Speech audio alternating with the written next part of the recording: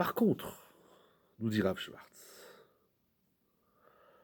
lorsque la vision que nous avons du monde intérieur et du travail du Nefesh est une perception intérieure, on veut rentrer dans l'intériorité, c'est-à-dire, c'est quoi ce regard de l'intériorité? C'est-à-dire un regard de complétude positive, c'est-à-dire de se compléter, shlemut, la complétude est positif, alors ceci éveille en l'homme l'énergie du shalom qui est dans son nefesh et l'aspiration au shalom.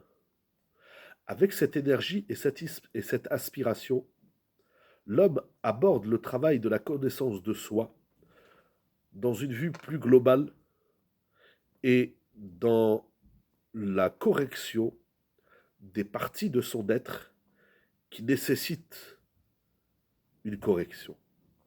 Il aspire à connaître l'ensemble de ses énergies, aussi bien celles qui sont arrangées, parfaites, que celles qui ne le sont pas, qui ont des lacunes.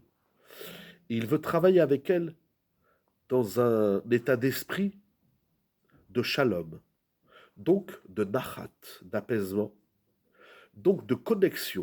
On n'est plus en dissociation avec soi et avec certaines énergies, mais au contraire, on se connecte avec elles parce qu'on a un regard de shalom et dans un regard de perfection de soi.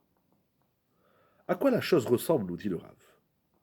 À un père qui veut connaître ses enfants et il veut les aider. Bien évidemment, il veut connaître leurs manques, leurs lacunes, leurs mauvaises midotes, leurs vices, leurs difficultés.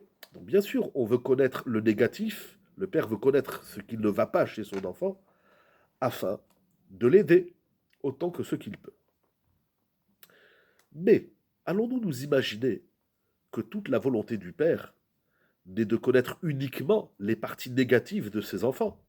Certainement pas.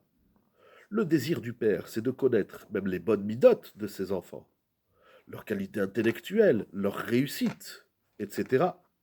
Et également les parties négatives et celles qui nécessitent d'être corrigées.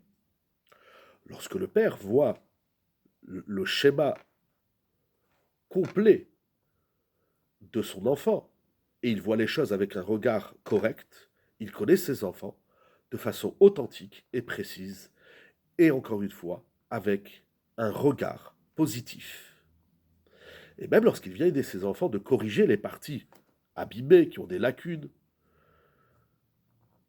eh bien, oui, il va les aider à les corriger, oui, il va les aider à se mesurer, à les affronter, entre guillemets, il va le faire dans cet état d'esprit où il a la connaissance de la réalité de son enfant, une connaissance correcte et donc bénéfique, parce qu'il a une prise de conscience de l'entièreté de son enfant et donc d'un regard orienté vers le shalom. Pas seulement le shalom de lui et de son enfant, mais il va développer chez son enfant le shalom parce qu'il va le développer chez lui. Je connais le positif, le négatif de mon enfant, donc il y a un tout, il y a un pack, c'est l'enfant. Donc j'unis les énergies et après on fait le travail nécessaire. Lorsque l'homme aborde donc tout le travail de la connaissance de soi, il est bien évidemment préférable et plus bénéfique, moutave, de faire cela, ce travail avec un regard de shalom et une aspiration de ce shalom, et non pas d'un regard de milchama, de guerre, de conflit et d'aspiration de se battre. Et la différence est puissante et grande, grande et puissante. La différence en quantité et en qualité, elle est immense. On a bien compris ces deux façons d'aborder le négatif qui est en nous. Le Rav nous a donné le machal du père et de son enfant.